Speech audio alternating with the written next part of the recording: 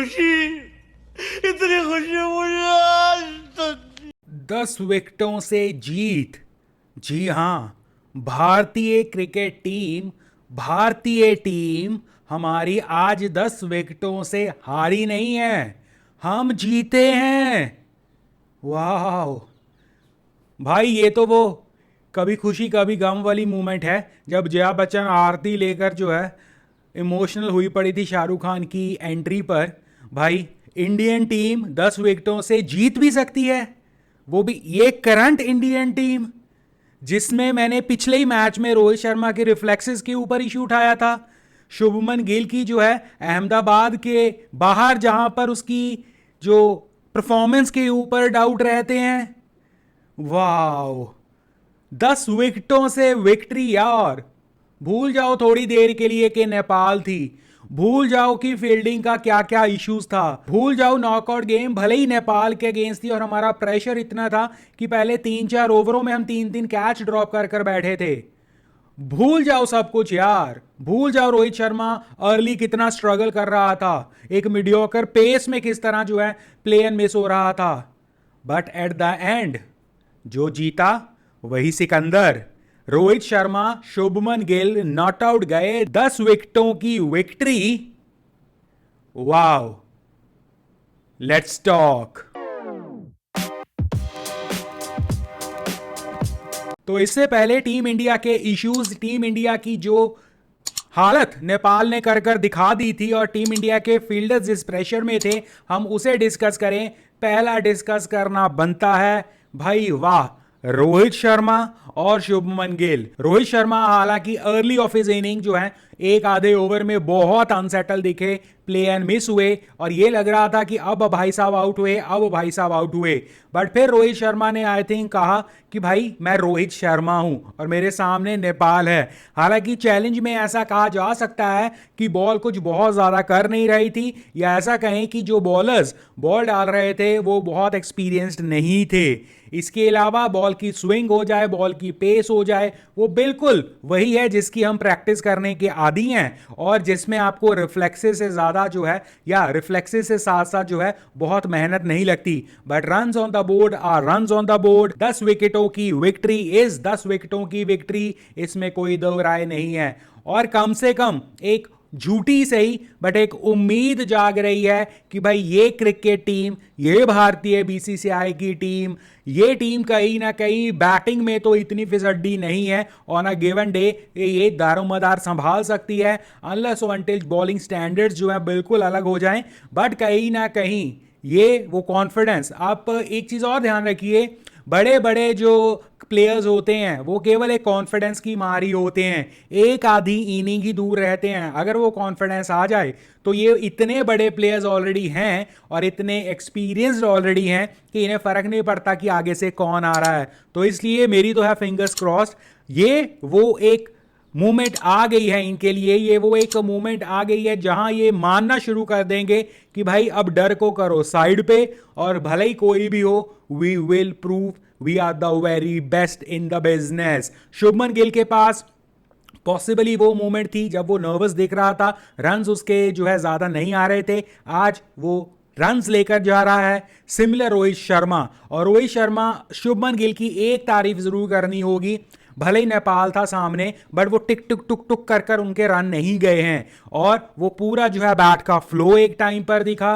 Risk taking abilities दिखी, over the top shots दिखे, सब कुछ जो हम देखना चाहते हैं इनसे और सब कुछ जो कॉन्फिडेंस दे सकता है एक बैट्समैन को, वो सब कुछ दिखा। और 10 विकेटों की विक्ट्री, 10 विकेट से जीतना और कहीं ना कहीं पूरी टीम को कॉन्फिडेंस देगा, देना चाहिए। बट अब बारी आती है कुछ नेगेटिव्स की भी, क्योंकि देखो पॉजिटिव तो सिर्फ यही था कि रोहित शर्मा ने रन बनाए जो कि बहुत अच्छी बात है, बट अगेन रिफ्लेक्सेस क्या टेस्ट हुए? वेल कुछ हद तक नहीं हुए। रादर जब बॉल नहीं थी, जब आप ताज़ा ताज़ा आए थे पिच के ऊपर, आपकी हरकतें बहुत बुरी दिख रही थी। But all well that ends well. Shubman Gill पहली ही गेंद से बहुत फ्लुएंट दिखे और कहीं ना कहीं दिखे ही is there to prove a point, और वो पॉइंट उन्होंने प्रूव किया। बट उसके अलावा भारतीय टीम की पोल खुली फील्डिंग के ऊपर। उस फील्डिंग से भी ज्यादा कहीं ना कहीं मुझे लगता है सबको दिक्कत ये थी कि ये पोटेंशियली एक नॉकआउट गेम थी। कहीं वो पहले 3-4-5 ओवर में वो नॉकआउट का प्रेशर तो नहीं इनके ऊपर था। और इसके अलावा जब हमने जो है 150 के नीचे जो है 6 बल्लेबाज ऑफ नेपाल जो है निकाल लिए थे, स्टिल वो इतना बड़ा 200 का पार टोटल कैसे खड़ा कर गया? तो ये बहुत सारे प्रश्न चिन्ह जो हैं बॉलिंग के ऊपर लगा गया और कहीं ना कहीं फील्डिंग के ऊपर लग गए, और इन्हें जो है हमें एड्रेस करना होगा। और ये केवल और केवल हमें बताता है कि वो नर्व्स का चक्कर था स्टार्टिंग में, इसके अलावा कुछ नहीं था। तो ये इश्यूज हमारे सामने हैं और ये बने रहेंगे। मैं ये नहीं मानता कि कुछ लोग कहते हैं कि नेपाल की जगह कोई XYZ टीम होती तो हमारे जो है और हमारे लिए बुरा होता, नहीं।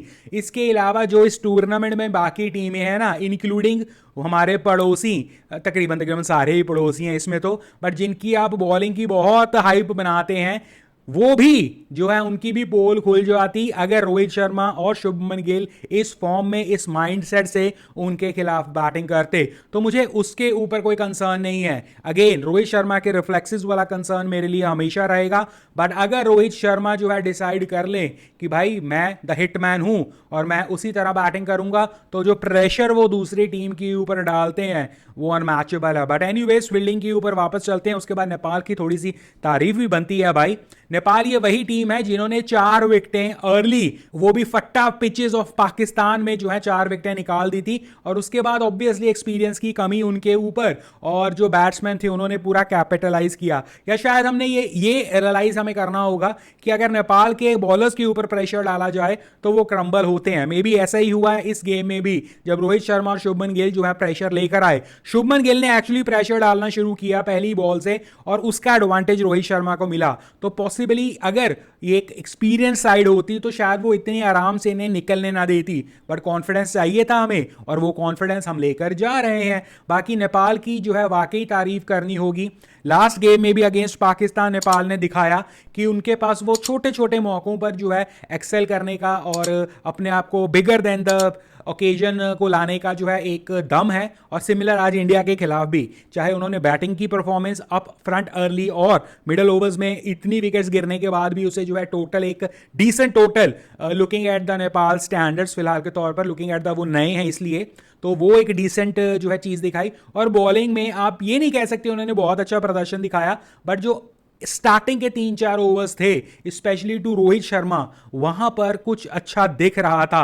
बट नेपाल की टीम डेफिनेटली लर्न करेगी फ्यूचर में, और जब तक पॉसिबली ये वैसे ही सिचुएशन होने वाली है एक टाइम पर जैसे बांग्लादेश थी, श्रीलंका भी जो है धीरे धीरे कर जो है बहुत बड़ी टीम बनी थी टपट्टू की कप्तानी में, बहुत पुरानी बात कर रहा हूं, वैसे ही नेपाल क्या उस प्रेशर को, उन ओकेजन्स को जो है पूरी तरह अपने एडवांटेज में ला सकती है और सीखने का दम रखती है या नहीं। अगर करेगी तो डेफिनेटली नेपाल में जो है वो पोटेंशियल दिखा है।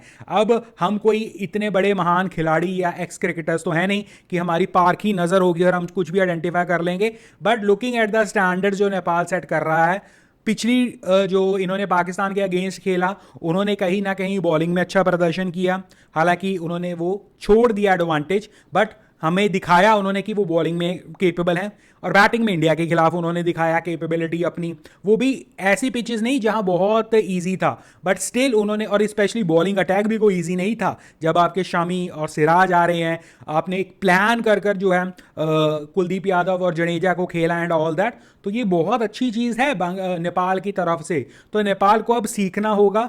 आई एम श्योर आने वाले कुछ सालों में अगर नेपाल ये सीखता रहेगा तो एटलीस्ट वो डिसेंट टोटल्स की तरफ भी जाएगा, डिसेंट अप्रोच को भी दिखाएगा। बट भारतीय क्रिकेट टीम के लिए ये जो है केवल और केवल शुरुआत है। ये नेपाल के अगेंस्ट 10 विकेटों की विक्ट्री या 10 विकेट से विक्ट्री जो है, यस कॉन्फिडेंस बूस्टर ही होनी चाहिए, बट ओवर कॉन्फिडेंस नहीं होना चाहिए इसके ऊपर। और रोहित शर्मा को थोड़ा सा जो है बाकी के प्लेयर्स को जो है खींचना होगा कि भाई तुम लोग फील्ड पर कर क्या रहे थे और करना चाहते क्या हो। और कहीं ना कहीं बैटिंग अभी टेस्ट नहीं हुई है, बट आपके ओपनर्स अगर इस तरह की शुरुआत देंगे तो नो डाउट जो आपका मिडल ऑर्डर है ना, वो बहुत सुखी जिंदगी जो है निकालेगा और हमें जो है प्राउड ही करवाएगा। तो 10 विकेटों से विक्ट्री यार, 10 विकेट्स विक्ट्री, वो भी इंडिया, इस बार इंडिया की 10 विकेटों से विक्ट्री है ये। वाह यार, मैं तो इसे बस मज़ा आ गया।